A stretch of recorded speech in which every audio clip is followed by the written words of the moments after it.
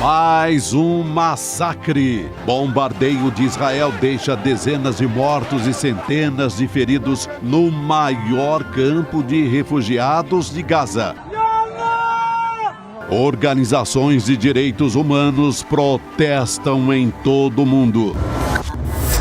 Exército israelense cerca a cidade de Gaza com tanques e brasileiros relatam falta de água e luz no sul. Estamos ainda com falta de água.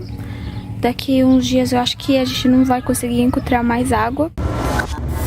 Furo internacional do ICL. Jornal israelense confirma o plano do governo para remover para o Egito mais de 2 milhões de palestinos de Gaza.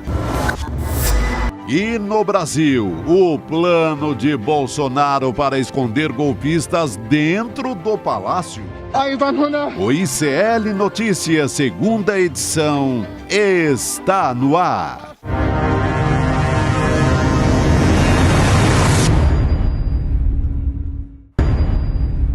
Olá, boa noite, seja muito bem-vinda, seja muito bem-vindo. ICL Notícias, segunda edição, está no ar. Estamos ao vivo, começando agora com as notícias do Brasil e do mundo também.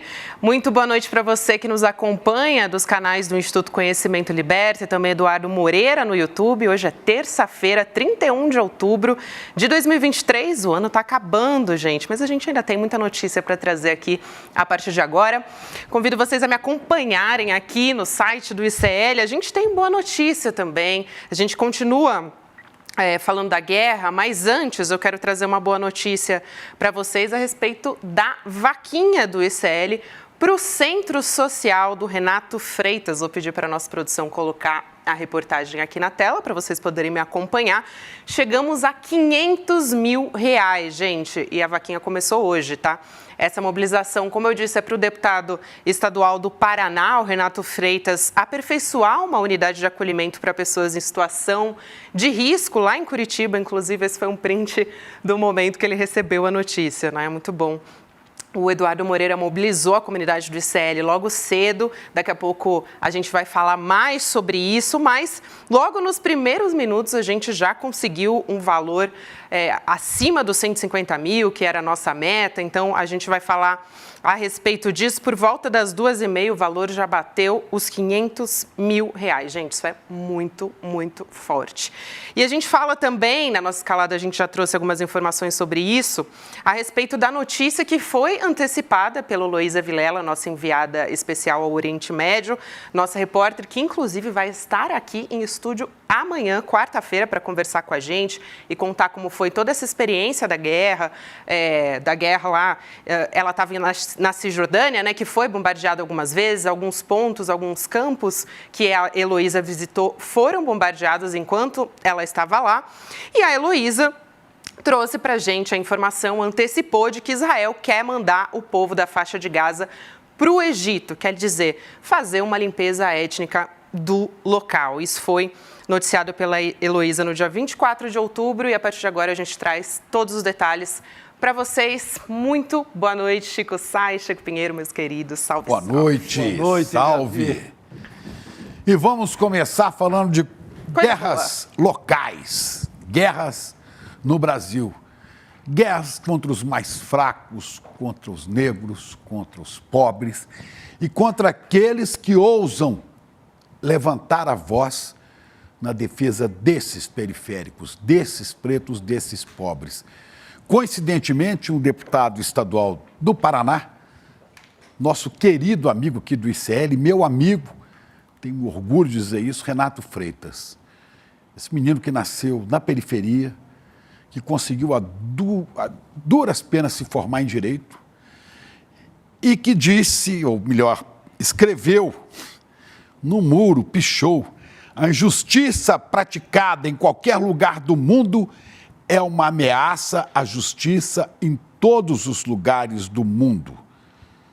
Ele era vereador na Câmara Municipal de Curitiba e protestava no Carrefour contra o assassinato do Bento. Vocês devem se lembrar do Beto Freitas, aquele que foi um homem negro que foi espancado, agredido e morto no supermercado. No dia da consciência negra, inclusive. No dia da consciência negra. Pouco depois, o vereador Renato Freitas, aí ele protagoniza uma série de eventos em que ele é perseguido. Hoje de manhã o Edu Moreira dizia, ele é um homem que parece que tem um alvo no peito, outro nas costas, ele é o alvo do ódio dos fascistas, da elite, ou entre os ricos, eu não gosto de chamar isso de elite, elite para mim são vocês, dos ricos do Paraná e de outros ricos sudestinos ou sulinos, né?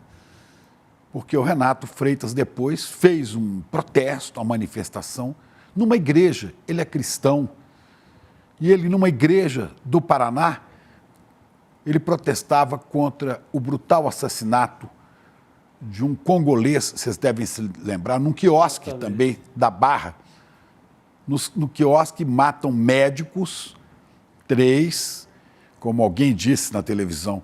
Nossa, mataram os médicos, é gente como a gente. Mas mataram quem não é como a gente. Mataram um pobre congolês com requintes de crueldade.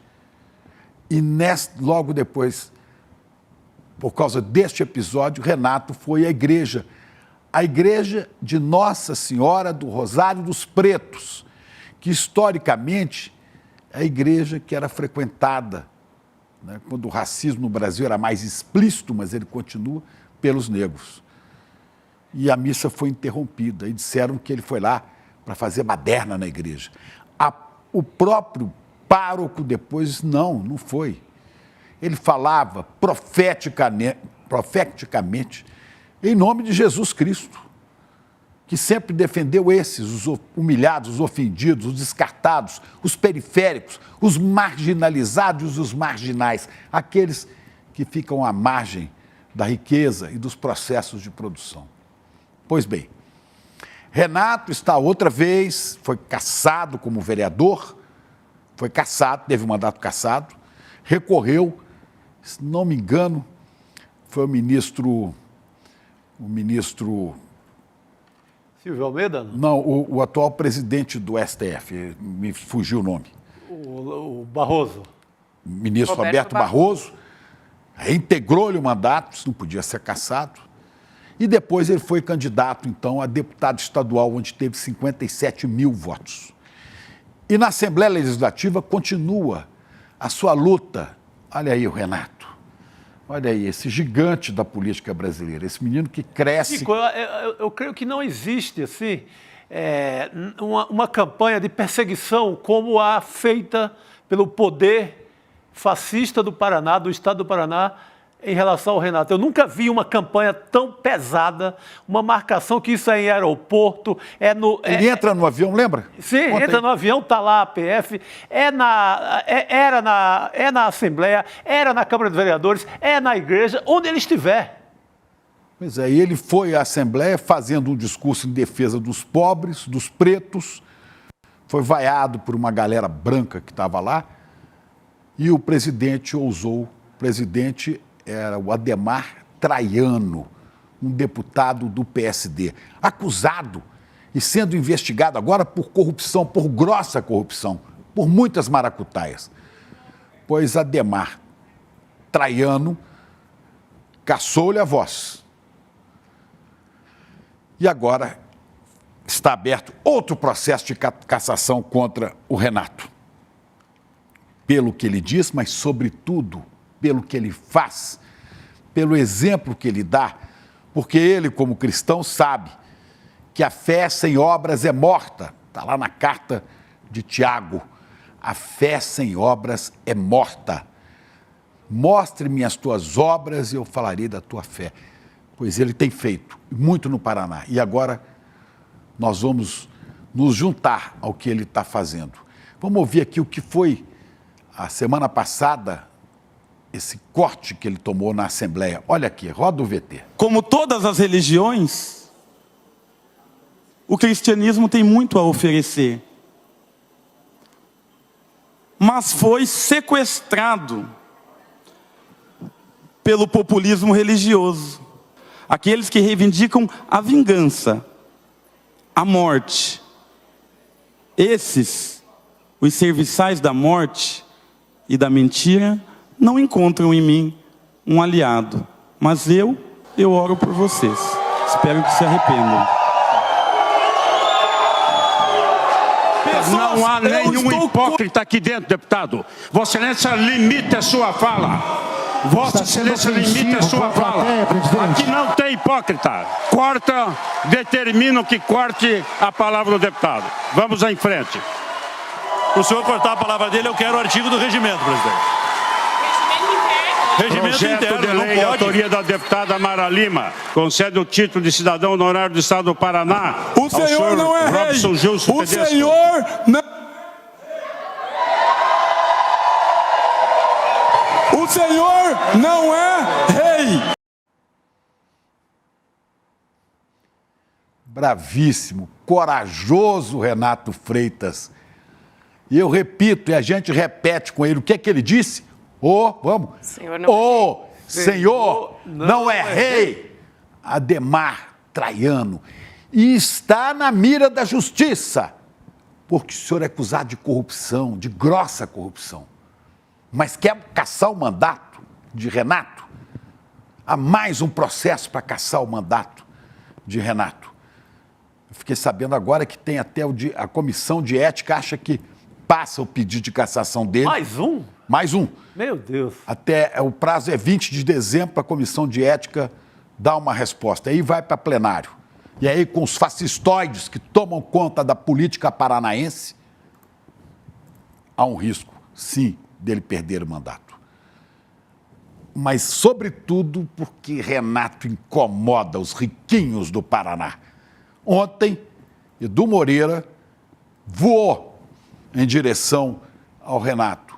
Voou literalmente, pegou um avião, foi ao Paraná para hipotecar apoio, solidariedade e conferir o que Renato está fazendo. Edu está com a gente aqui? Cadê o Eduardo? Ô Edu, querido irmão, diga lá, conta pra gente esse seu voo, você está sem voz. Pronto, eu estou sem voz. Não deixarão nem eu, nem o Renato sem voz. Se você se calar e se calarem o Renato, é evangélico. As pedras clamarão, as pedras falarão. Mas deixa eu te falar, eu tô até com esse sorriso aqui, eu tô meio atrapalhado, sem saber até como reagir com a resposta que a nossa comunidade está dando para essas ameaças que o Renato sofreu. E digo mais, o Renato também, eu liguei para ele há pouco tempo para dar a notícia que eu já vou dar para vocês, e ele falou assim, Eduardo, ainda não caiu a minha ficha, parece que eu estou dentro de um sonho. Irmão, não estou acreditando que isso está acontecendo. E eu visitei, Chico, e só falar uma coisa que eu não falei hoje no primeira edição. Mas conta tudo, porque quem não viu a primeira edição... Eu vou contar tudo. Tá? Isso, eu vou contar tudo, mas eu vou começar por uma coisa que eu não contei na primeira edição. Você estava contando do caso do Renato, que foi parado no aeroporto agora, já foi parado algumas vezes, revistado, tirado do avião e etc. Ontem, eu voltando de Curitiba, já vou falar da viagem para vocês, eu voltando de Curitiba, na minha frente, o cara que passava no raio-x, um homem, devia ter uns 50 e poucos anos, cabelo branco, um cara assim até mais forte, com uma tatuagem, mas com aquelas roupas super de rico, aquelas camisas de botão, abotoada até aqui 2 botões, tirando uma onda com um relógio caro e etc. Ele foi parado no raio-x, né? Não parado, sabe quando dá aquele, não sei o que, aleatória, né? Que tem que parar ali e fazer a revista, que foi o que disseram que aconteceu com o Renato. E aí ele foi lá esperar, ficou meio sem graça assim, aí falou com a atendente, aí falou alguma coisa com ela, a atendente foi lá na supervisora, daqui a pouco ela voltou e fez assim, fechou um pouco o olho e fez assim, não, pode ir. Aí eu cheguei para ela e falei assim, deixa eu só te fazer uma pergunta, por que ele não foi revistado? E aí ela falou, não, porque a supervisora falou que a gente estava fazendo uma coisa, a supervisora liberou. A supervisora liberou. Por que a supervisora liberou ele, Chico? Porque responde por que a supervisora liberou ele e não liberou na minha frente. Isso era uma mensagem ali já para mim, sabe? Olha só, Eduardo, isso, essa luta vale a pena. E a gente vive um momento que tem duas coisas muito difíceis desse momento que a gente vive.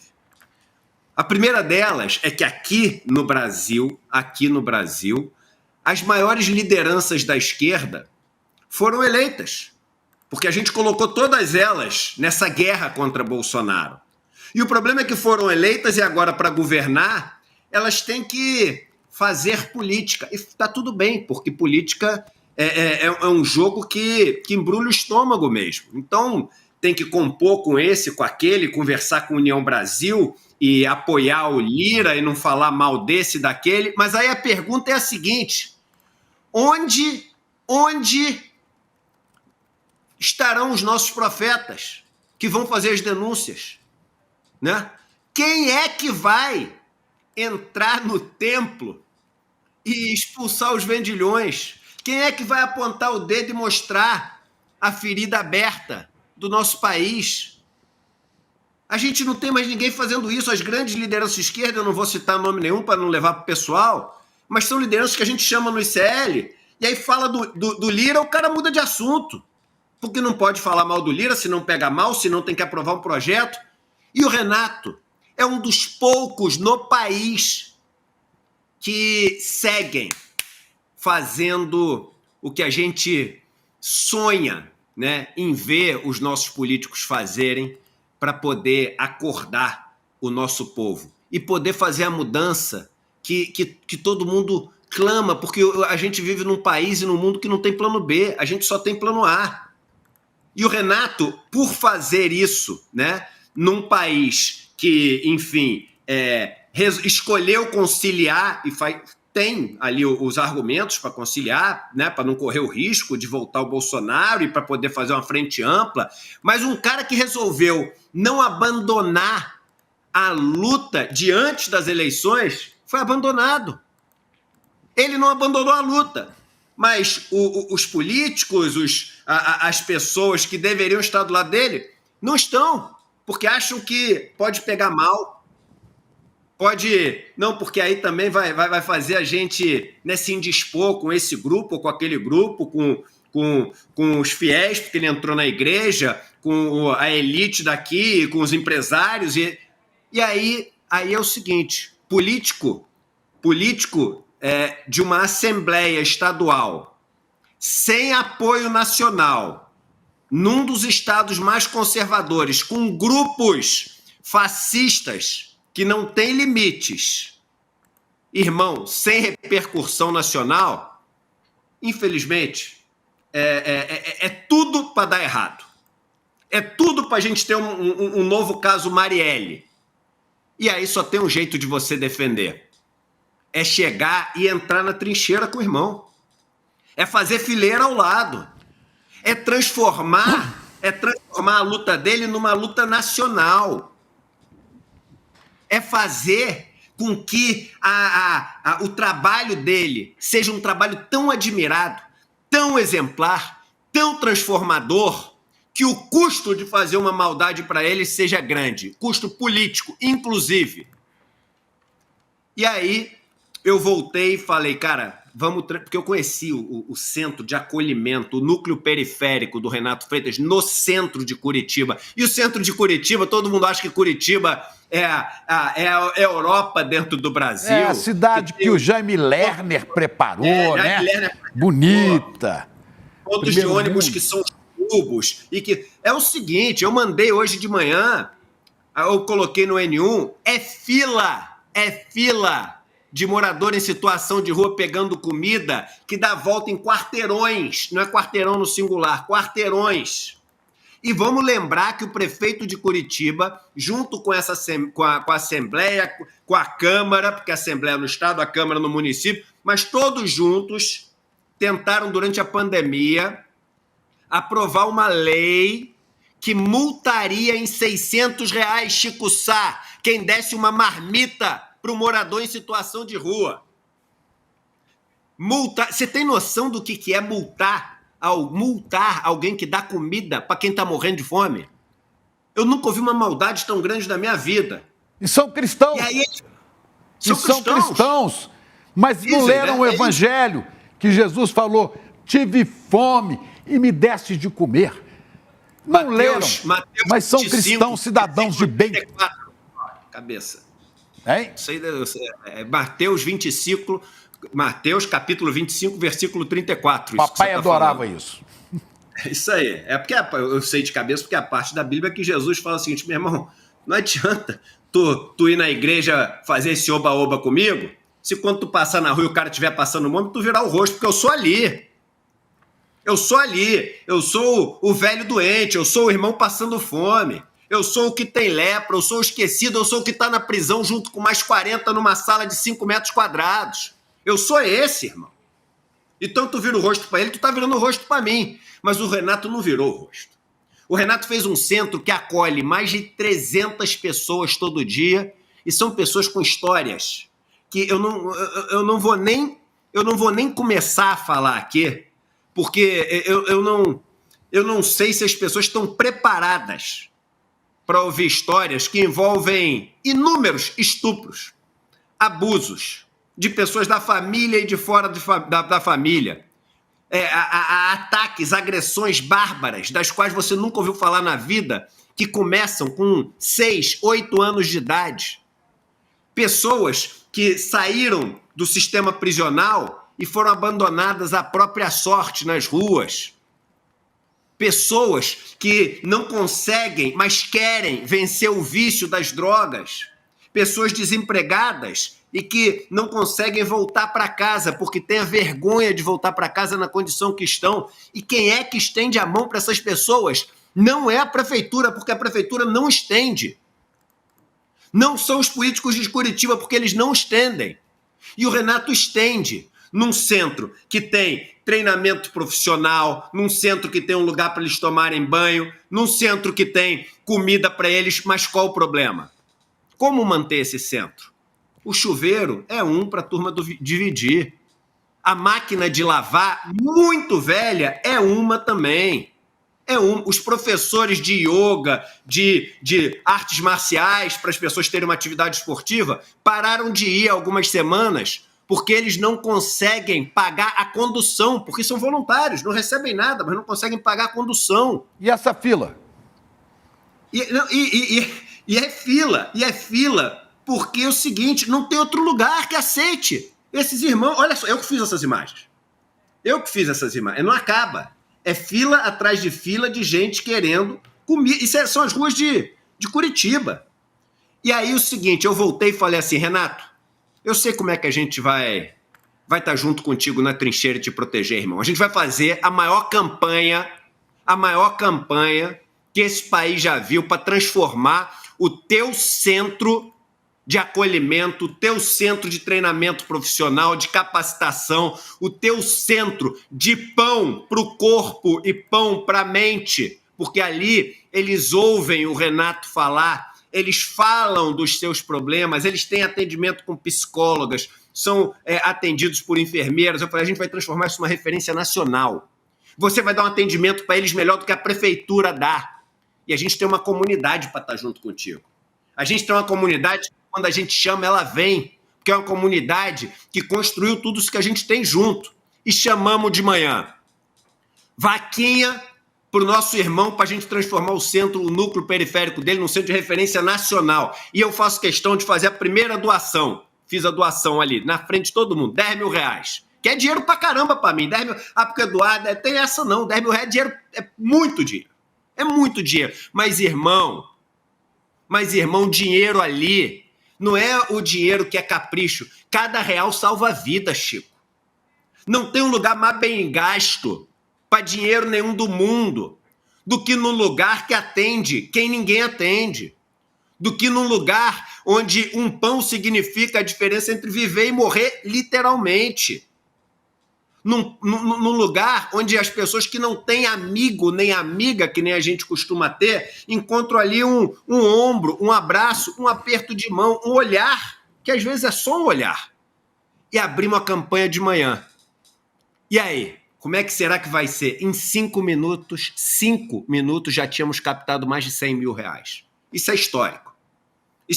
E pode botar Luciano Huck no caldeirão fazendo campanha que não vai ter o que essa comunidade fez. Pode meter Luciano Huck no caldeirão. Pode meter o programa da Band. Não tem. Igual essa comunidade não tem. E aí é o que eu estou falando.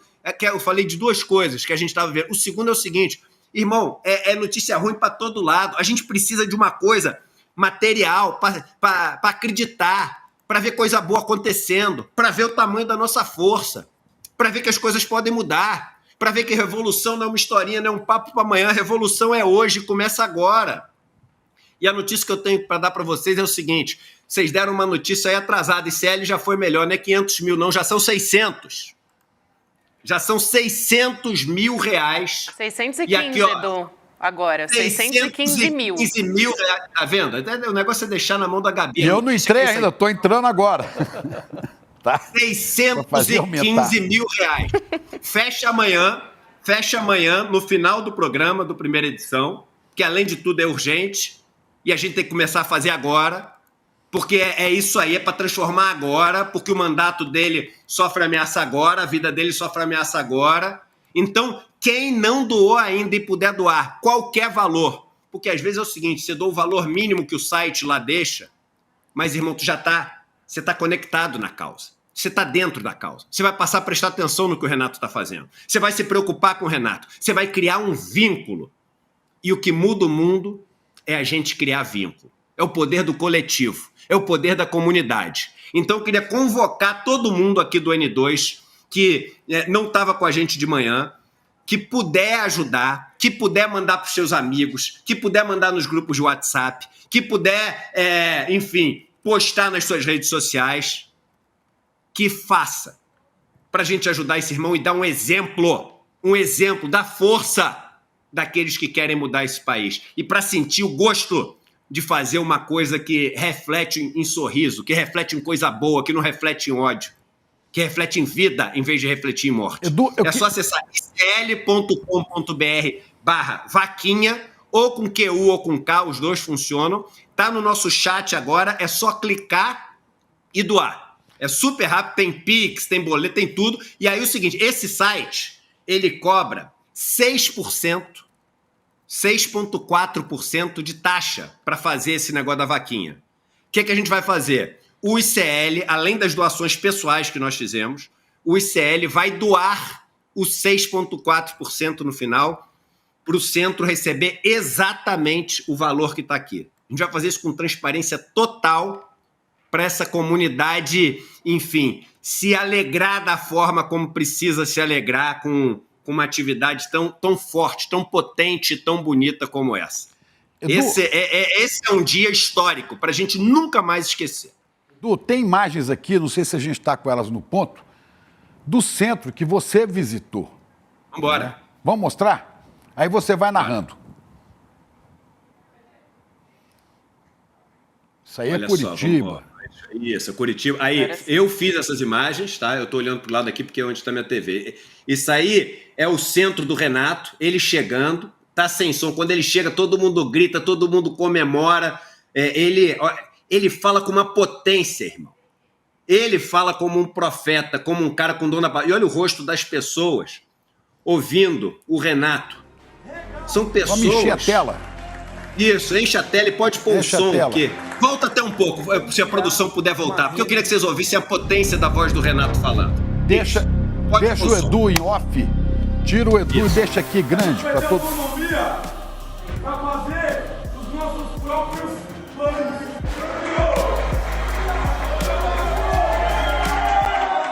Nesses tempos antigos, a terra era de todos. Mas essa semente só vai vingar se cada um e cada uma que estiver aqui regar.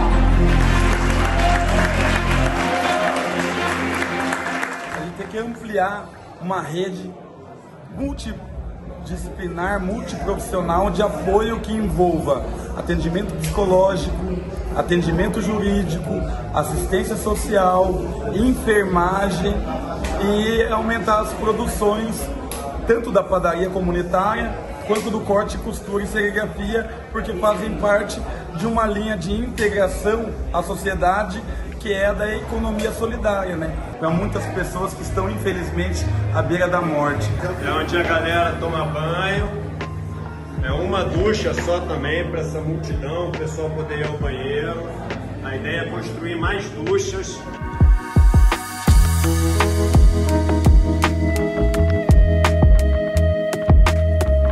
E muita vontade, disposição, amor e resistência.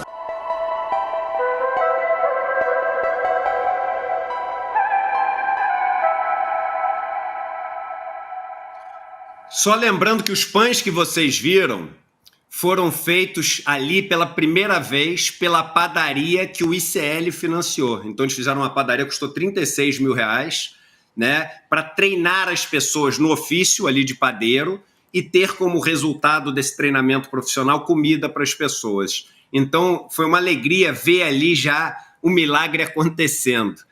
Então, é digno demais isso. É digno demais isso que está acontecendo, sabe? E eu acho que a gente tem que se agarrar nessas coisas para poder acreditar que dá para fazer uma mudança muito maior.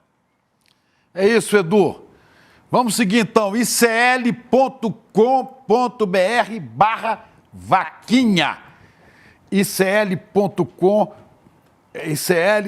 622 mil, hein, gente? Só para atualizar aqui. 632. No seu tá 32 já? Porque a vaquinha tá maluca, né? Tanta gente entrando que ela... entrando. É o seguinte... Que maravilha. Que eu tô entrando também. É o seguinte, nós vamos tocar isso para frente, porque isso aqui é sinal. Isso é coisa concreta, que pode se multiplicar pelo Brasil. Eu sei que está sendo feito trabalho aqui em São Paulo, Paraisópolis. Edu já começou o ICL, trabalho com o Padre Júlio, com os moradores em situação de rua de São Paulo. E a gente tem que incendiar o Brasil com essas ideias. Ideias do bem. É isso. Pois o inelegível, o imbrochável, cujo nome eu nem quero falar, diz que fez um Pix e levou 17 milhões. Diz que veio de Pix. Eu quero saber quem é que contribui com aquela causa. Mas nós temos uma boa causa para contribuir. De um profeta jovem, negro, profeta de verdade, deputado Renato Freitas, nosso irmão. Tamo junto.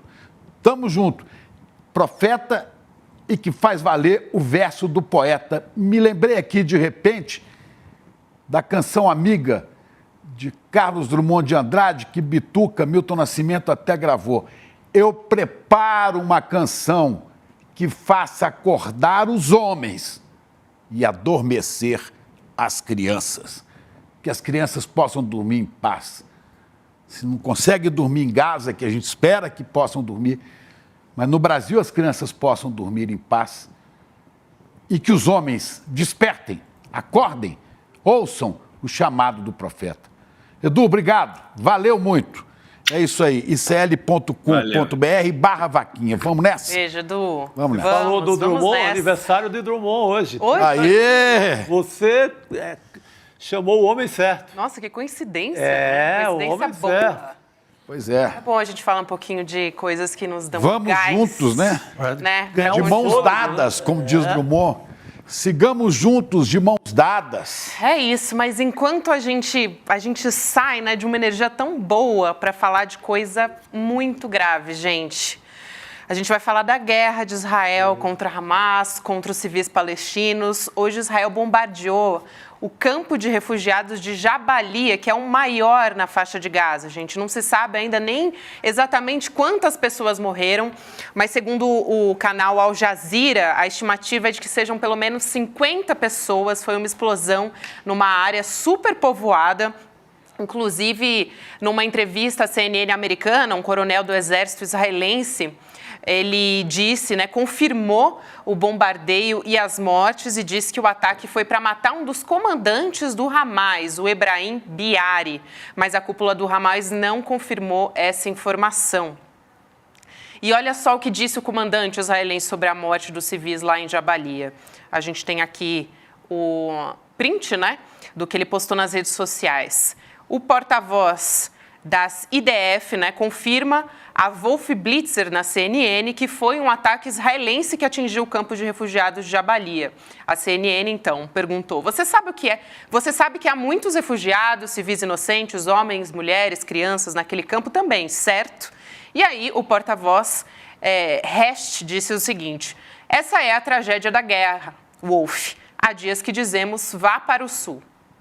Dezenas de mulheres e crianças foram mortas. Lembrando, né, que muitas vezes o Exército tem falado para as pessoas em Gaza saírem do norte e ir para o sul e nem por isso deixam de bombardear. Que, aliás, esse sul não existe. Sul é uma lenda. Exato. Todo o caminho está sob bombardeios. Então, essa coisa de sul... Inclusive o sul. Inclusive o sul. Não tem mais sul nesse sentido de salvação. Onde estão aqueles brasileiros esperando Israel deixá-los sair de lá, porque é Israel que não deixa. Não é o Egito. O Egito diz que se abrir, se Israel deixar passar, que recebe. Tem um avião da presidência do Brasil que foi para o Cairo ontem, levando 2 toneladas de alimentos mandados pelo MST, o Movimento Trabalhador Rural Sem Terra, esperando essas pessoas chegarem lá. Agora, neste sul, onde estão os brasileiros, também houve bombardeio. Inclusive, morreram lá a esposa, as filhas e netos de um jornalista, chefe do escritório da Al Jazeera.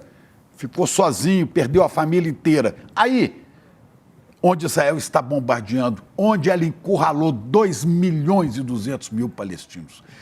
Ah, mas o Hamas fez ato terrorista. Isso é uma história que não é justo. É o Estado de Israel, chefiado por um genocida chamado Netanyahu, né? Bombardear e atacar uma população inteira, que não é do Hamas, que são, até agora, hoje, a última conta que eu vi era 8.500 mortos, 3.500 crianças. 3.500 crianças. E olha só, Chico, a gente tem um mapa, né, porque o número de mortos na guerra já é de 10,8 mil entre palestinos e israelenses. A gente tem os números do Departamento de Assuntos Humanos da ONU. Olha só, a gente colocou aqui na terra palestinos, né, em Gaza e do outro lado os israelenses. Então, em Gaza, 8.309 mortos, mais de 21 mil feridos. Cisjordânia, mais de 100 mortos, mais de 2 mil feridos. E aí, em Israel, 1.000 mortos e 100 feridos registrados. E aí a gente está falando das vítimas da guerra, né? Israelenses, em Israel, 1.400 mortos, do outro lado, mais de 5.000 feridos. E aí Cisjordânia, 1 morto, 13 feridos. Em Gaza, 1 morto e 3 feridos. O exército de Israel cercou, né, a cidade de Gaza com tanques e tropas, uma cidade que já é sitiada, sempre importante ressaltar isso.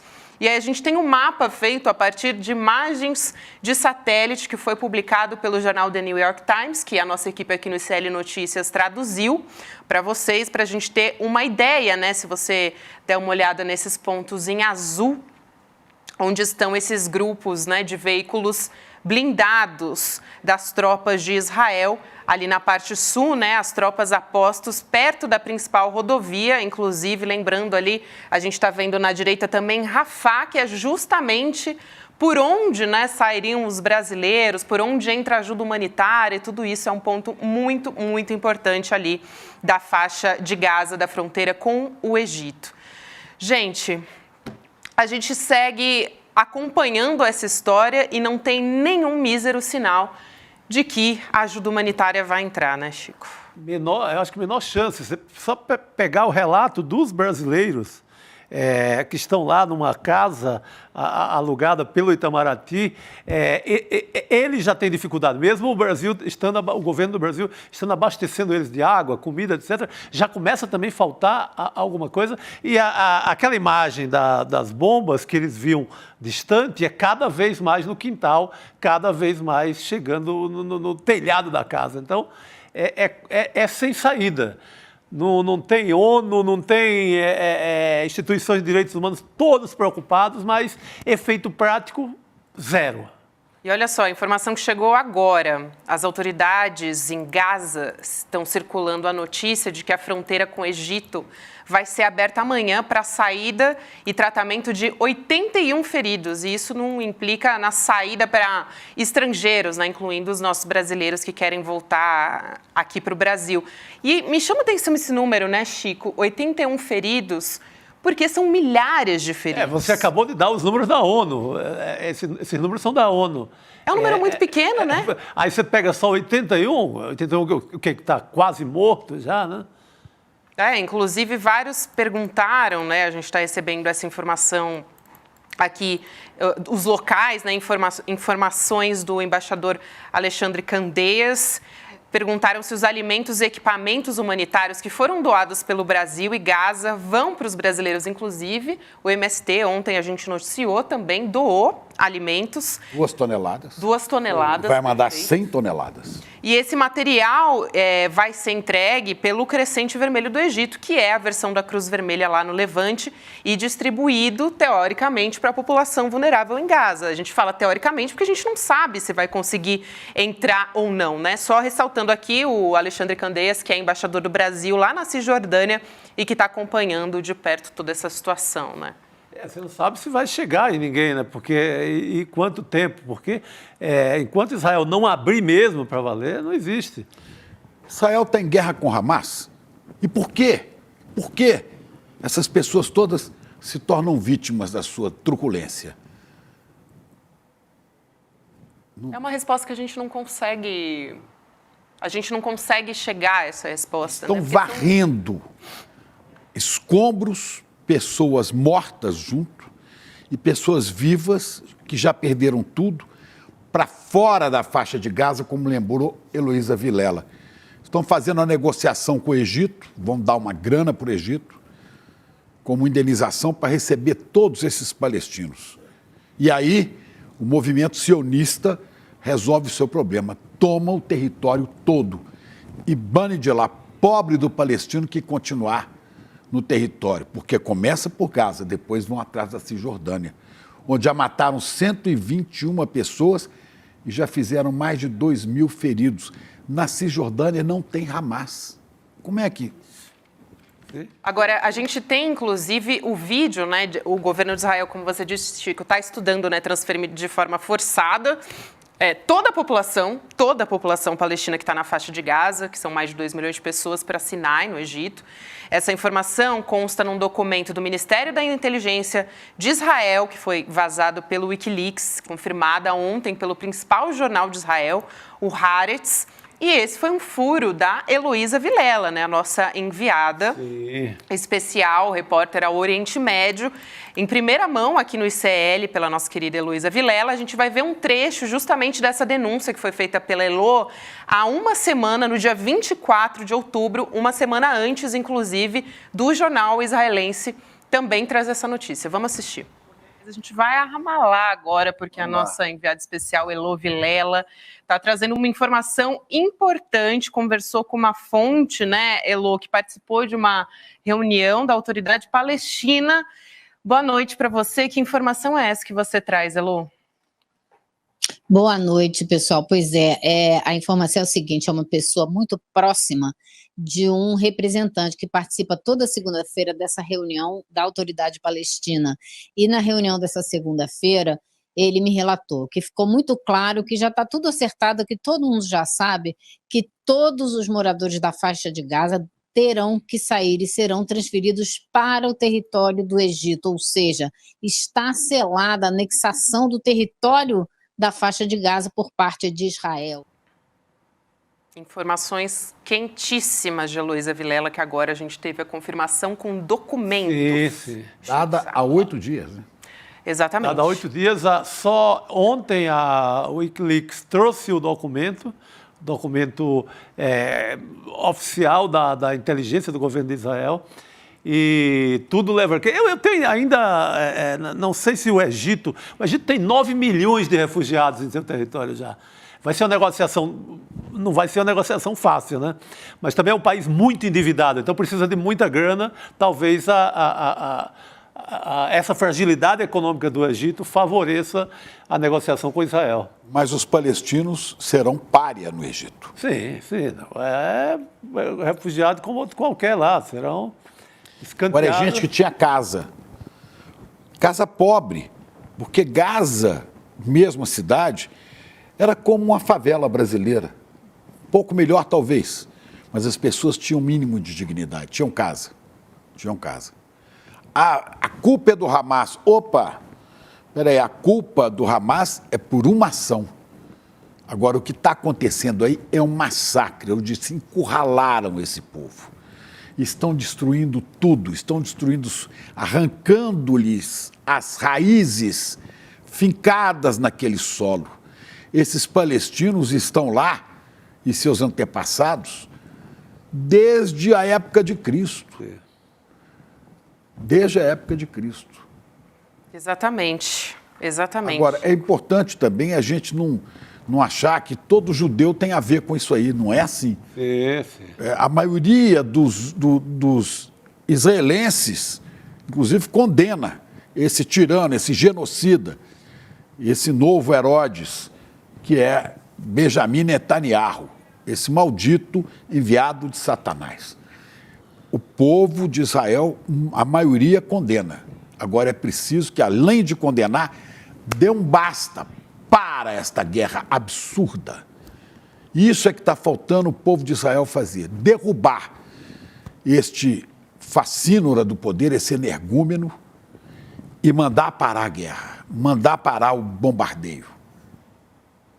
Inclusive, eu quero chamar o José Arbex, o jornalista Arbex, para conversar com a gente, só para trazer mais detalhes dessa história também, para ele poder conversar aqui com a gente, porque hoje outro jornal israelense deu novos detalhes dessa história que a gente está conversando aqui. A proposta de Israel, como disse o Chico, é remover os moradores de Gaza para a Península do Sinai em troca de Tel Aviv pagar as dívidas do Egito com o FMI. Né, o Fundo Monetário Internacional. A gente tem até o print aqui dessa notícia, a nossa produção vai colocar na nossa tela, e também tem o documento que o Wikileaks divulgou.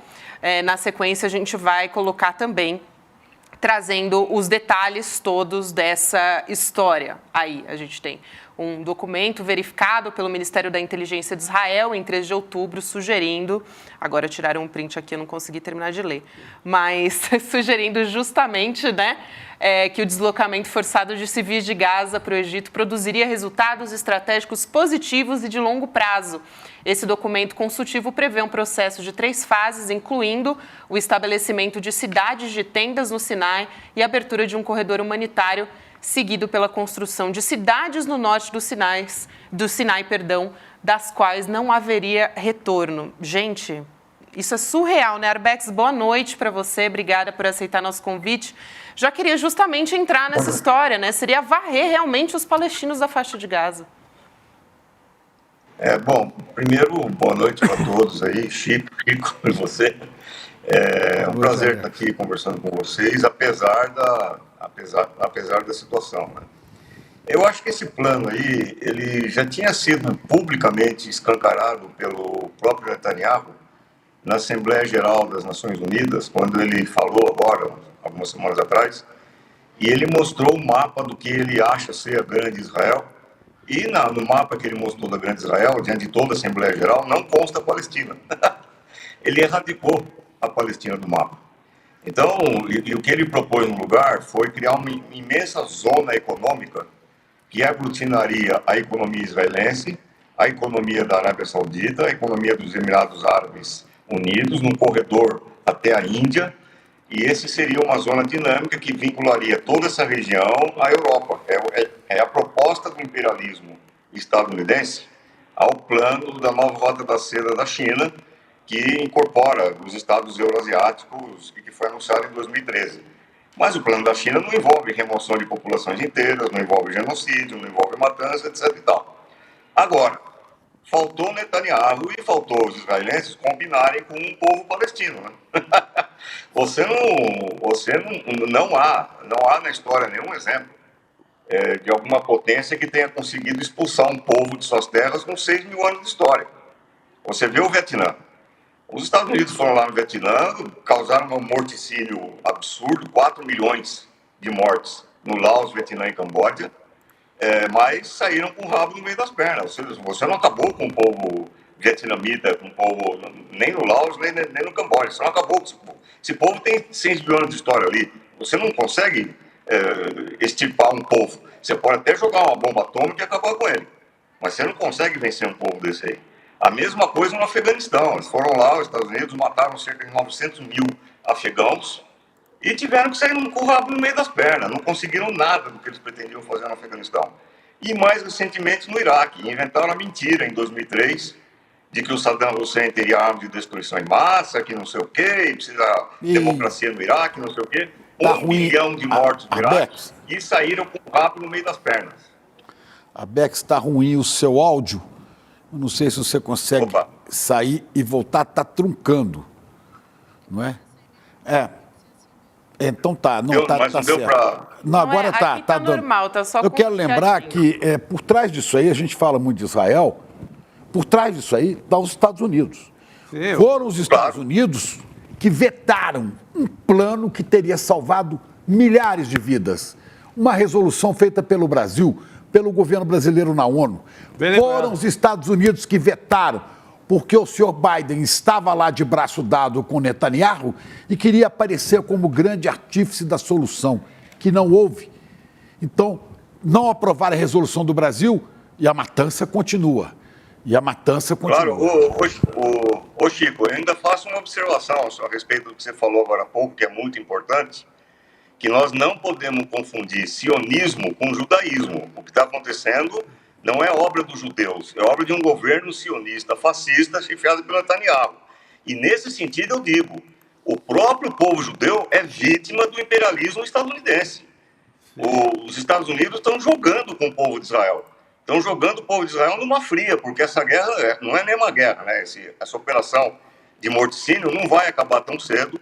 A resistência palestina não foi vencida, aliás, pelo contrário, até agora, pelo que se consta, está intacta. E isso vai causar muitas vítimas entre os judeus. Os Estados Unidos estão jogando com as vítimas, com as vítimas judaicas também. Agora... Então, nós temos que prestar atenção nessas coisas, porque se a gente perder de vista que isso é um plano do imperialismo, que não se trata de uma guerra religiosa, não se trata de antissemitismo, não se trata de uma guerra entre árabes e judeus, mas de uma guerra por interesses imperialistas naquela região, inclusive porque Gaza é muito rica em petróleo, é muito rica em gás, e está numa posição estratégica nesse corredor ao qual eu me referi antes, que faz uma junção econômica, um corredor econômico entre Arábia Saudita, Emirados Árabes Unidos, Índia e Europa, e a Gaza tem uma posição estratégica nisso. Se a gente perder de vista que isso é uma operação imperialista contra os povos, tanto contra o povo judeu quanto contra o povo palestino, nós facilmente podemos incorrer na armadilha do antissemitismo, da islamofobia e começar a cair no conto de que é uma guerra religiosa, de que é uma guerra de ódio entre povos. E não é nada disso. Tanto que nós temos grandes lideranças judaicas que estão a favor dos palestinos e nós temos N mais uma declarações de palestinos dizendo que a nossa guerra não é contra os judeus. Então, nós não podemos permitir que seres repulsivos, repugnantes, como Netanyahu, que foi um dos principais arquitetos do regime de apartheid que hoje oprime o povo palestino, nós não podemos deixar que esses caras construam as narrativas deles e que essas narrativas sejam repetidas por aí impunemente. Arbex, o Netanyahu diz que quer liquidar o Hamas, esse é o problema dele com o Hamas, e que ele quer os reféns de volta, os reféns israelenses. Pois o governo brasileiro, que já tentou apresentar a resolução que pacificaria isso aí, eu acho que está chegando a hora do governo brasileiro exigir de Netanyahu que liberte os reféns brasileiros, que liberte 34 brasileiros que são reféns, sequestrados, presos pelo Estado de Israel. Estão presos em Gaza. 34 brasileiros. Eles, suas famílias, estão presos. São reféns de Netanyahu. Não é justo, não é correto, é criminoso ele deter cidadãos brasileiros dentro de onde ele encurralou os palestinos. Ele está sequestrando brasileiros e mantendo brasileiros como reféns para aumentar a ira contra o Hamas. Ele tem que libertar os brasileiros. Está passando da hora do governo brasileiro exigir de Netanyahu a libertação dos brasileiros que estão na fronteira com o Egito e não podem passar. E eu tive informação de dentro da Embaixada Brasileira que Egito não põe nenhuma restrição à entrada dos brasileiros no seu território. O avião da presidência está lá esperando. Basta que Netanyahu deixe, mas ele não deixa. Ele não pode comprar essa briga com o Brasil. Ele não pode comprar essa briga, Chico, que tem sido muito manso com ele, o Brasil.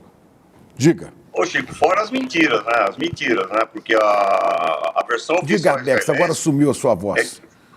Acho que é bom... A versão oficial... A versão... Deu? Sim. Sim, te ouvimos, Arbex. A versão oficial israelense de que o Hamas teria assassinado 1.400 civis, ela acabou de ser desmentida não por qualquer fonte palestina, mas pelo Haaretz, que é o principal jornal de Israel. O Haaretz publicou uma lista que são 933 pessoas no total, não são 1.400.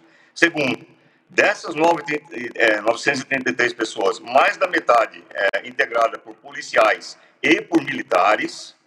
E, além disso, existem relatos feitos por próprios israelenses, que depois foram silenciados lá em Israel, dizendo que muitos dos civis que foram mortos e feridos por balas israelenses.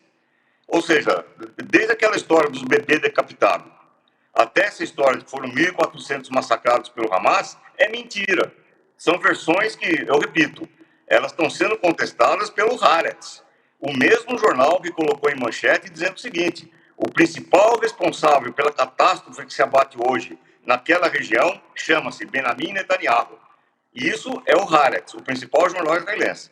Então, e nós temos declarações de rabinos, nós temos declarações de lideranças das comunidades judaicas no mundo inteiro, incluindo em Nova York. Nós tivemos a ocupação do Capitólio outro dia, lá em Washington, por representantes da comunidade judaica, centenas de judeus que ocuparam o Capitólio para pedir a cessação imediata dos combates e para exigir isso que você está falando, a libertação, a negociação para a libertação de todos os reféns, de tudo que está acontecendo ali de barbaridade. Só que para isso tem que ter o cessar-fogo. E tem um cara que se opõe a isso, que se chama Benjamin Netanyahu. Aliás, um cara não, dois, né? Tem o Biden, que é o dono do Netanyahu, e o cãozinho do Biden, que se chama Netanyahu, e os dois se opõem ao cessar-fogo. E aí isso está acontecendo, quer dizer, as responsabilidades estão ficando cada vez mais claras. Apesar de todas as tentativas mentirosas de propalar uma narrativa integralmente fantasiosa, que coloca no Hamas toda a responsabilidade por aquilo que está acontecendo, e, aliás, vergonhosamente seguida pela mídia brasileira, a mídia brasileira é algo absolutamente nojento na cobertura do que está acontecendo. Assim, a mídia israelense é muito mais honesta sobre a mídia israelense é muito mais honesta sobre aquilo que está acontecendo do que a própria mídia brasileira. O New York Times é mais honesto sobre o que está acontecendo do que Folha de São Paulo, do que Rede Globo, etc. e tal. Então a mídia brasileira está assumindo um papel aqui que obscura essas discussões e coloca uma nuvem de fumaça sobre aquilo que você está falando. Os brasileiros estão ali não por culpa do Hamas, não por culpa dos palestinos, mas por culpa de um cidadão chamado Benjamin Netanyahu. A mídia brasileira não esclarece isso, ela, ao contrário, ela lança uma cortina de fumaça. Então nós estamos vivendo uma tragédia de grandes proporções. Eu repito, ela não vai acabar tão cedo, não é que eu tenha fontes confidenciais, não é que alguém tenha me dito isso, eu estou vendo o que está acontecendo. A resistência palestina não foi atingida ainda, ela está intacta, a resistência organizada palestina. O Hezbollah não entrou em cena ainda. O Hezbollah entrou em cena com alguns projéteis, etc., mas não entrou em cena para valer. Quer dizer, se prosseguir essa política do Netanyahu de terra arrasada e de pretender seguir o plano que ele expôs na ONU, que é o plano de erradicar a Palestina e o povo palestino, nós vamos ter uma catástrofe de grandes proporções que pode envolver, inclusive, outras potências e desembocar no conflito mundial. Bex, a gente tem informação, né, de que nessa terça-feira o governo da Bolívia rompeu os laços diplomáticos com Israel, de acordo com o Ministério das Relações Exteriores do país. E aí eu te faço duas perguntas. A primeira é de que, a partir de uma informação da Heloísa Vilela, né, nossa enviada especial, nossa repórter para o Oriente Médio, ela conversou com uma fonte lá em Ramallah que fez uma ponderação que eu acho importante trazer aqui, de que ele disse o seguinte: os vizinhos árabes nada, ou seja, não tomam nenhuma manifestação nesse sentido. E o Brasil, você acha que deveria fazer o mesmo que fez a Bolívia? Olha, o Brasil, a minha posição é a seguinte: até agora o Lula tem adotado uma política que, no geral, eu julgo correta, porém muito tímida. Eu vou lembrar que no episódio do Vini Júnior, aquele jogador nosso que joga no Real Madrid e que foi chamado de mono, de macaco, lá pela torcida espanhola, quando se deu esse episódio da torcida espanhola ofender o Vini Júnior chamando de macaco, etc e tal, o Lula imediatamente convocou a embaixadora da Espanha para exigir esclarecimentos e para saber aquilo, o que a embaixadora da Espanha teria a dizer sobre esse assunto. No mínimo, hoje, já está claro, aliás, pelas palavras do próprio Lula, que disse claramente que o que está sendo cometido ali em Gaza é um genocídio, no mínimo, o Lula teria que chamar o embaixador de Israel aqui no Brasil e pedir esclarecimentos, exigir alguma satisfação, no mínimo isso. Até porque, como eu disse, o próprio Lula declarou que o que está acontecendo ali é um genocídio. E isso é uma luta histórica do Lula. O Lula, desde que eu me conheço por gente, defende a Palestina. Para não falar do famoso ataque que o embaixador de Israel no Brasil fez ao PT, recentemente. Atacou frontalmente o PT, qualificando o PT de cúmplice do racismo, qualificando o PT de cúmplice do Hamas. E Hamas, para ele, embaixador, é uma organização terrorista. Ou seja, a embaixada de Israel no Brasil está assumindo uma atitude ofensiva em relação ao Brasil. Eu não estou entendendo por que o Lula, até agora, não chamou o embaixador de Israel para exigir esclarecimentos.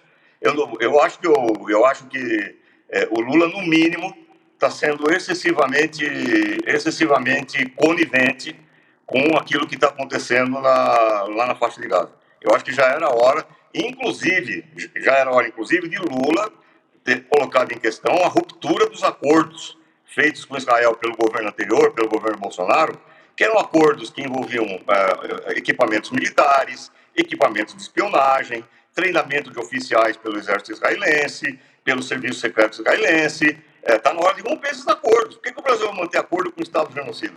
Por quê? O que está acontecendo aí? Eu lembro que o Delgatti, na CPI, o Delgatti colocou uma frase que foi a seguinte, um dos depoimentos dele. O Delgatti disse que o Bolsonaro teria dito a ele, Delgatti, que ele, Bolsonaro, sabia que um país estrangeiro estava espionando as correspondências do Xandão e de ministros do STF. O Delgatti disse isso na CPI.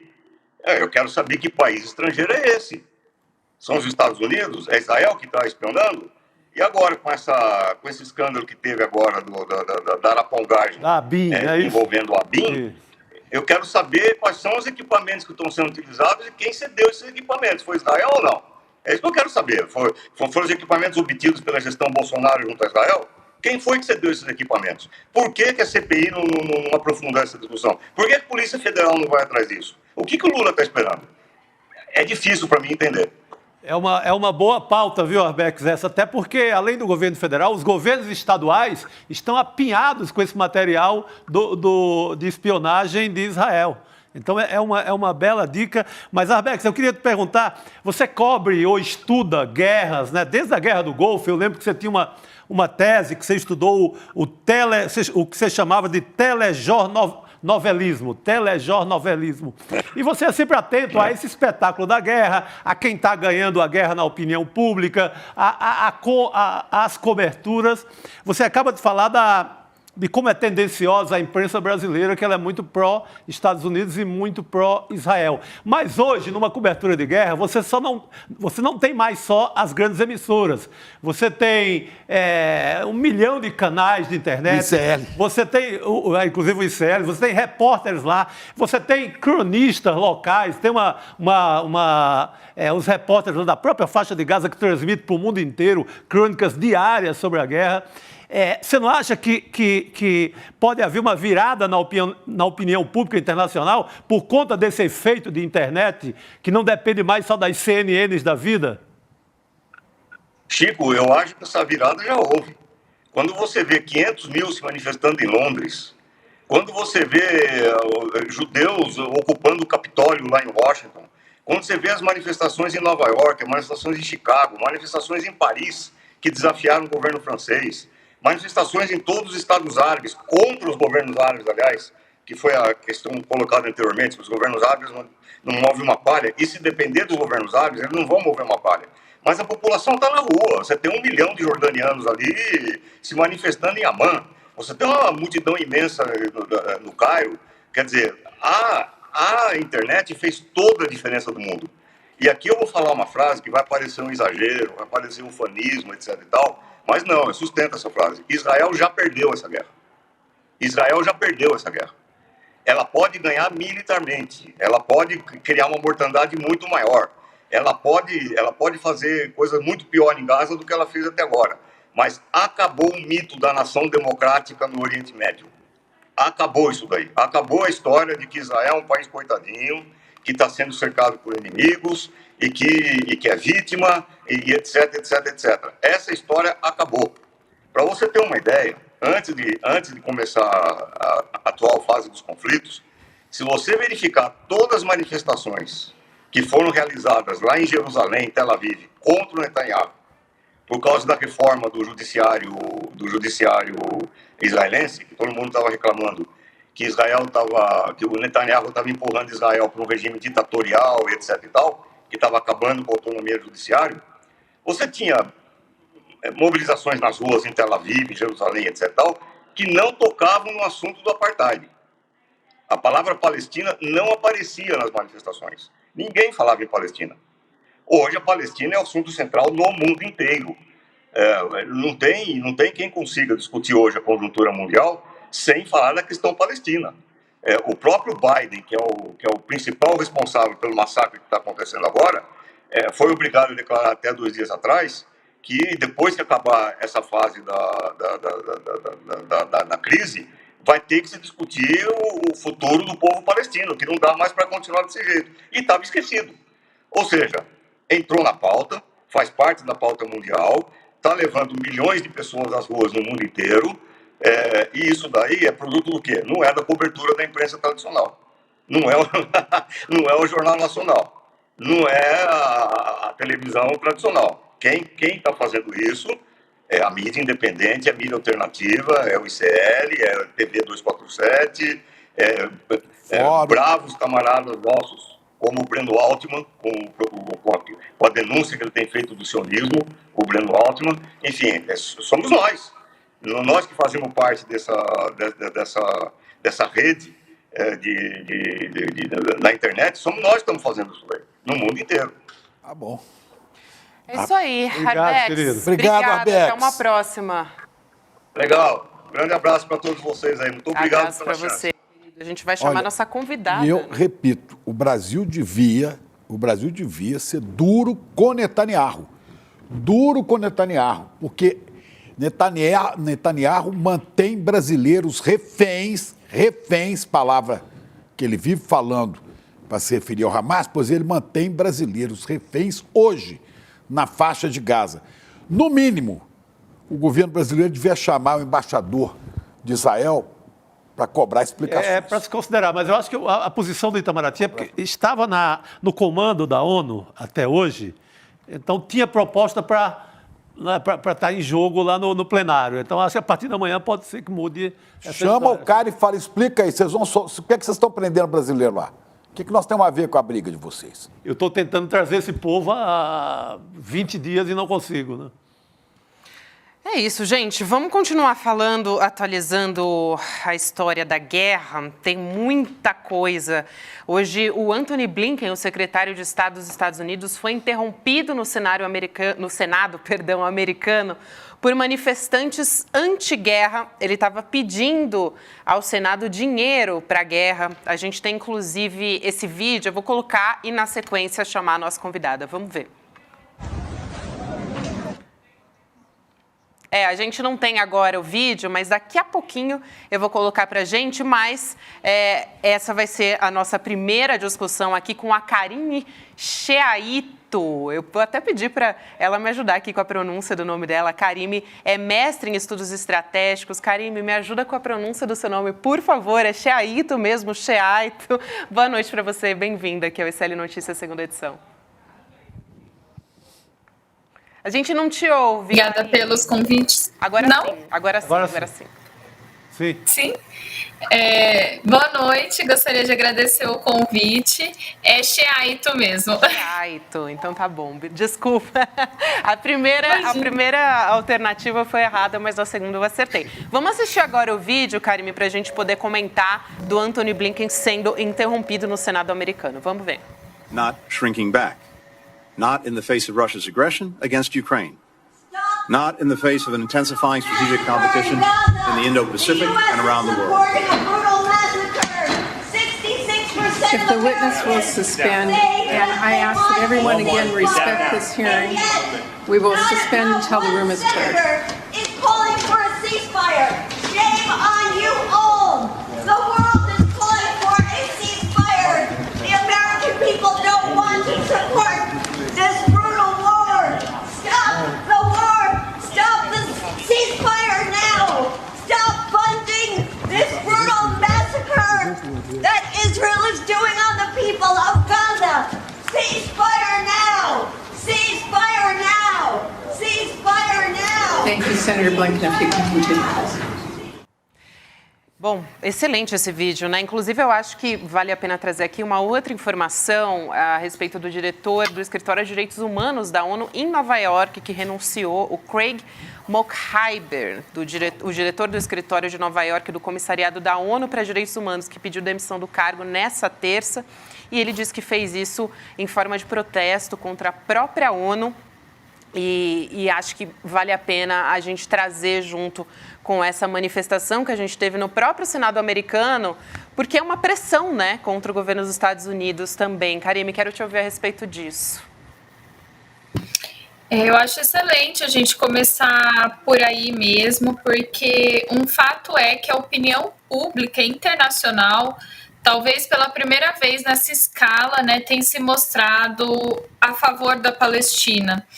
E isso é um momento que eu, inclusive, considero talvez até histórico, no sentido de que pela primeira vez a gente tem acompanhado por 24 horas nas redes sociais um processo de limpeza étnica e de genocídio, né? Então, quando se teve, eu acredito que 2 momentos tenham sido centrais, que foi o cercamento total de Gaza, então quando se proibiu a entrada de alimentos, medicamentos ou qualquer outro recurso, isso já impactou a opinião pública negativamente para Israel. Um segundo momento talvez tenha sido a explosão do hospital, o ataque direcionado ao hospital. E enfim, né, a partir daí os movimentos... Desculpa, eu tô com o retorno. Vou pedir para nossa produção resolver isso, é horrível, né? A gente ficar se ouvindo enquanto a gente não, imagina, desculpa. É que eu continua se ouvindo aí, né, Karime? Não, agora melhorou. Tá. Desculpa, então pessoal. Continuar. Imagina, obrigada pelo aviso. A gente consegue dar um jeitinho aqui e corrigir. Obrigada.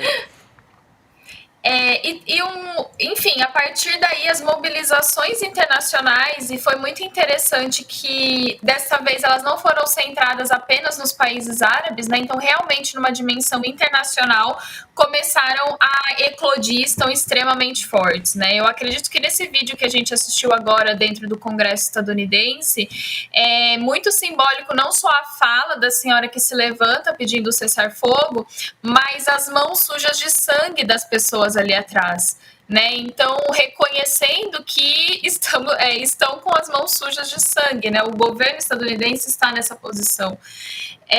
Então, eu acredito que essa imagem seja extremamente simbólica para a gente entender esse momento, né, em que Israel está sendo acusado por diversas instituições internacionais por crimes de guerra, e eu espero que ele responda em algum momento sobre isso, né? E sobre a demissão desse funcionário, né, da ONU, ele simboliza também muito o que tem se discutido, que é a ineficácia da ONU em resolver essa questão, né? Então a gente tem visto reuniões após reuniões do Conselho de Segurança não chegando em nenhuma resolução. a Assembleia Geral da ONU se reuniu e votou favorável ao cessar-fogo apresentado pela Jordânia, mas a Assembleia da ONU ela não tem esse poder de... enfim, foi uma votação mais política, né, um posicionamento político, talvez de pressão ao Conselho de Segurança mesmo, mas que tem sido discutido, né? A gente estava falando, né, vocês estavam mostrando um pouquinho antes a questão do Brasil, e a resolução que foi apresentada pelo Brasil, se tivesse sido aprovada naquele momento, já talvez teríamos um outro desdobramento do que a gente está vendo agora, né? O que a gente vê agora é uma escalada extremamente massiva, né? Então, desde o fim de semana, cada dia, infelizmente, cada dia está sendo mais mortífero em Gaza. Então, cortaram as redes de comunicação, cortaram os sinais de internet, então a população ali ela está incomunicável. E vale lembrar que a resolução brasileira ela teve apenas um voto contrário, né, que foi o voto do veto dos Estados Unidos. Então, talvez se ali tivesse sido um voto favorável, a gente não estaria assistindo, né, esse massacre que a gente viu esse fim de semana, que foram ataques de mais de 24 horas em Gaza, e hoje, em específico, também foi um dia muito mortífero a partir dos ataques ao campo de refugiados Jabalia. Isso é uma coisa interessante, né? Porque a própria Gaza tem os seus campos de refugiados palestinos, que são palestinos que se refugiaram naquela região a partir da expulsão das suas casas em 1948 e 1967, onde hoje é Israel. Então, essas pessoas, elas já se deslocaram para não morrer e hoje elas morreram novamente, né? Então, eu acredito que a gente tem visto pela primeira vez, como eu disse na história, em 24 horas e de forma ao vivo, um verdadeiro processo de genocídio acontecendo, e isso tem demonstrado a ineficácia e a ineficiência das organizações internacionais em resolverem qualquer coisa. E Karine, essa crítica, ela se estende... Oi, desculpa. Não, imagina, eu só queria complementar essa sua informação, porque hoje o Celso Amorim, né, ex-chanceler, ele deu, assessor especial também para assuntos internacionais da presidência, ele deu uma declaração que vai muito ao encontro disso que você está falando, né? Ele disse hoje que a situação atual é mais grave do que a da crise dos mísseis soviéticos em Cuba, em 1962, quando o mundo estava à beira de uma guerra nuclear. E aí ele condenou o imobilismo, né, das Nações Unidas, da ONU. E a gente tem aí, para quem está nos acompanhando agora, a nossa audiência, a gente vai colocar aqui na tela, já colocamos inclusive, ele diz o seguinte: como podem as Nações Unidas estarem inertes em uma situação tão grave como a que nós estamos vivendo hoje? Raramente vi uma situação tão grave quanto essa no mundo. Acho que hoje nós vivemos uma situação muito mais grave do que essa crise dos mísseis de 62 que eu citei, e ver a ONU enfraquecida é algo que realmente preocupa extremamente. Foi a declaração do Celso Amorim.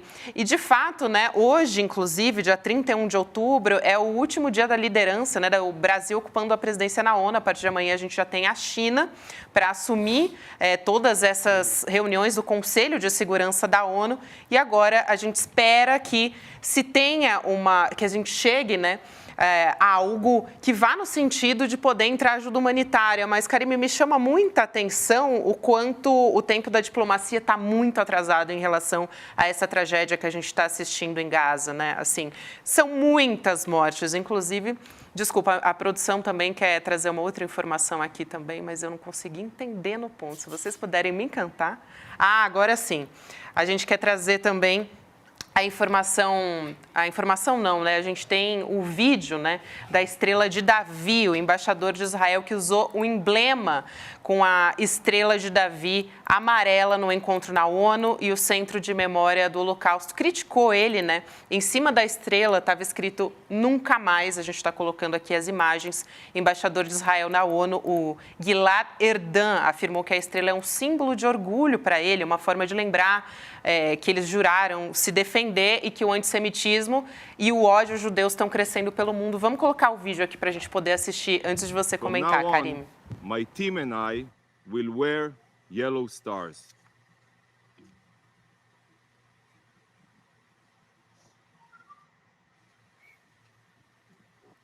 We will wear this star until you condemn the atrocities of Hamas and demand the immediate release of our hostages. We walk with a yellow star as a symbol of pride, a reminder that we swore to fight back, to defend ourselves. Never again is now. Forte isso também, né? Hoje deveríamos colocar um bottom de bandeira branca na lapela e não um emblema amarelo. Quero te ouvir, Karime, sobre tudo isso. Trouxe todas as informações aqui que eu acho que valeria a pena a gente ouvir.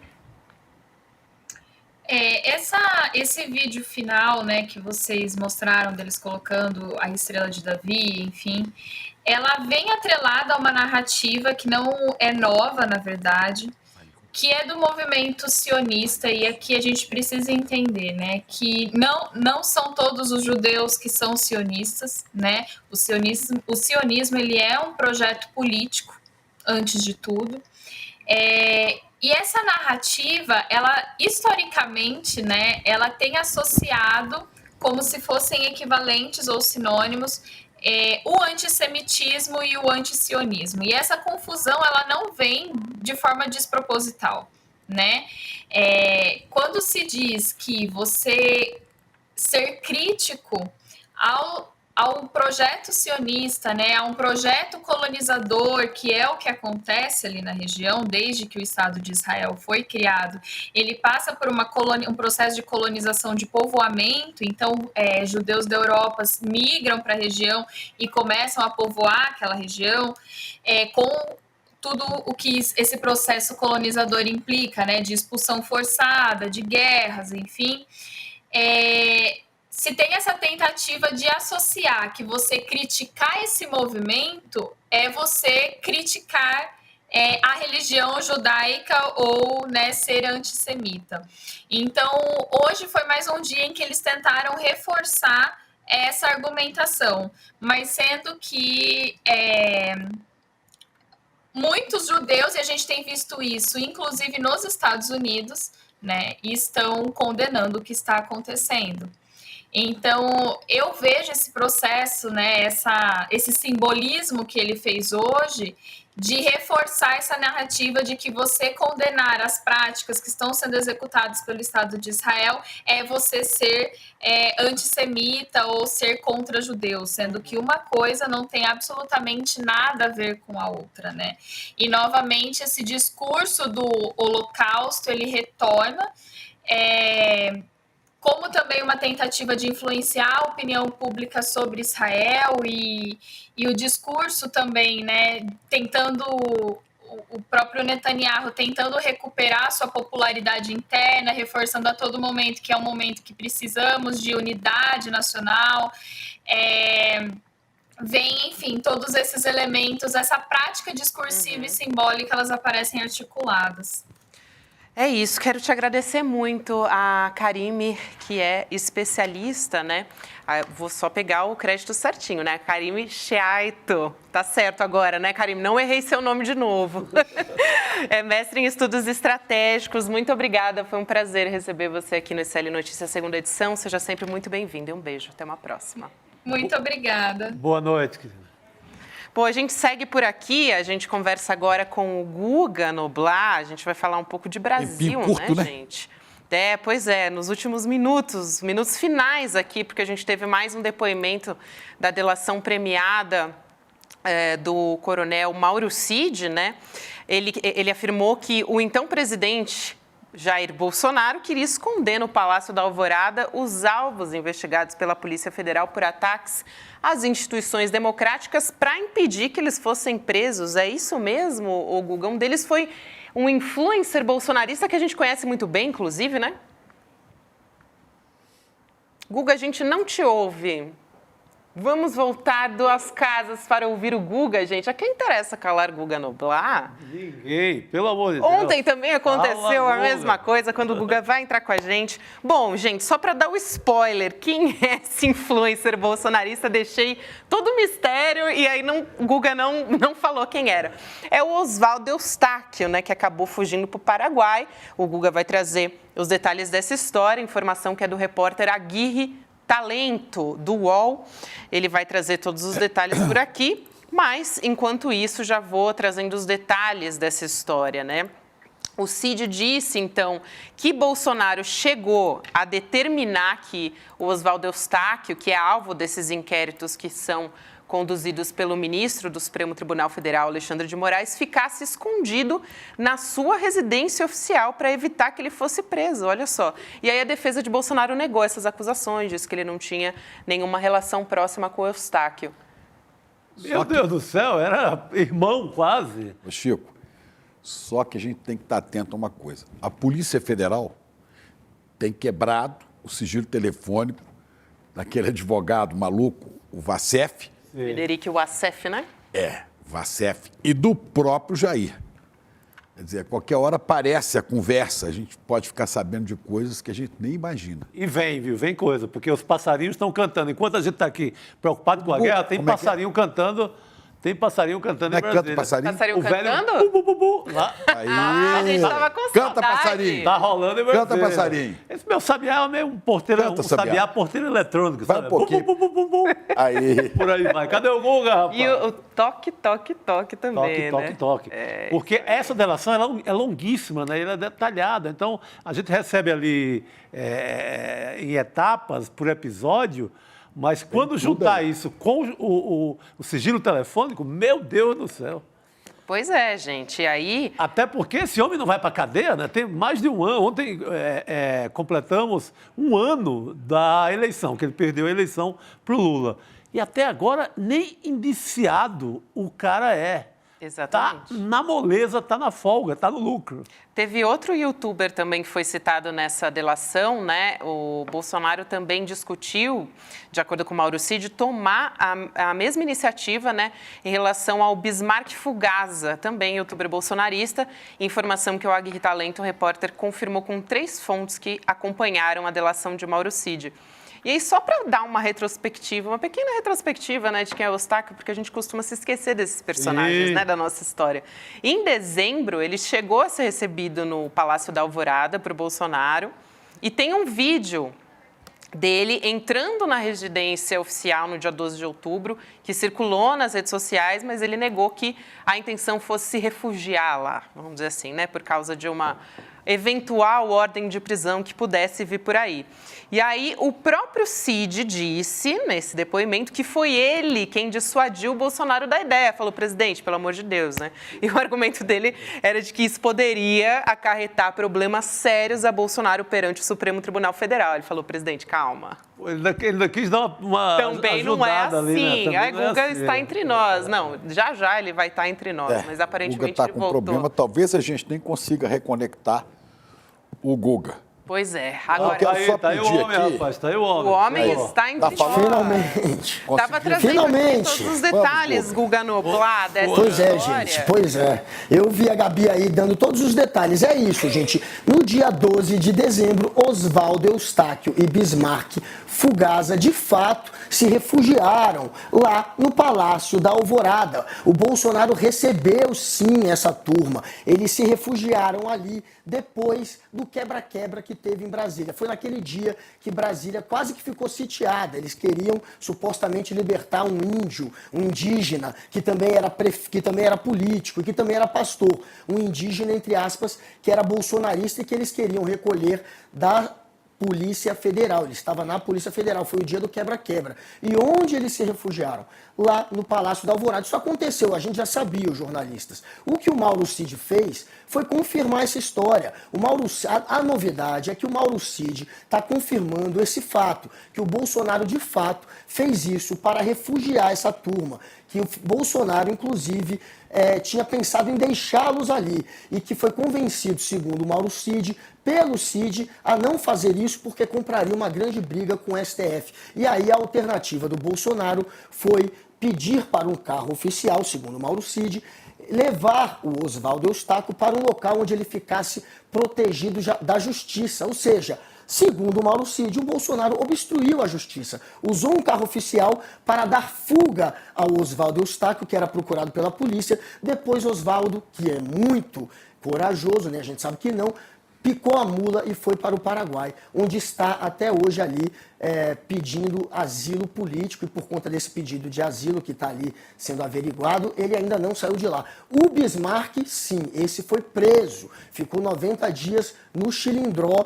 está de tornozeleira eletrônica, não pode acessar a rede social e perdeu o passaporte. Não está mais preso, mas chegou a ficar 3 meses na cadeia por ter participado de atos antidemocráticos, por ter incitado esse quebra-quebra em Brasília. Então, esse daí, por ter incitado quebra-quebras em Brasília, antes, inclusive, do dia 8 de janeiro. Ele também depois foi investigado se estava no dia 8, mas ele... por hora não há indicações de que ele participou do dia 8, do quebra-quebra mesmo, mas ele é um dos que articulou o golpe. Então, essa turma foi protegida pelo Bolsonaro, o que indica, mais uma vez, que o mentor era o Bolsonaro. Tinha gente acreditando que o Bolsonaro ia ganhar um golpe de Estado de presente de Natal. De repente, ele não sabia de nada e toma um golpe. E não era assim, né? A gente está vendo que ele é que estava por trás de todo o esquema, é o que indicam as investigações. É isso aí, Guga Noblar. Bom nosso tempo. O nosso tempo chegou ao fim, mas a gente conseguiu falar com você nesse finalzinho de programa. Um beijo pra você, até amanhã. Amanhã estamos juntos. Amanhã estamos juntos. Boa noite, Guga. Agora a gente fica na companhia de Roberta Garcia. Antes disso, eu quero fazer um pedido a você que está nos assistindo até agora, e você que entrou depois, volte o seu vídeo aí, volte para o começo, porque tem uma mensagem muito importante do Edu Moreira, e tem a história do fantástico deputado, profeta Renato Freitas.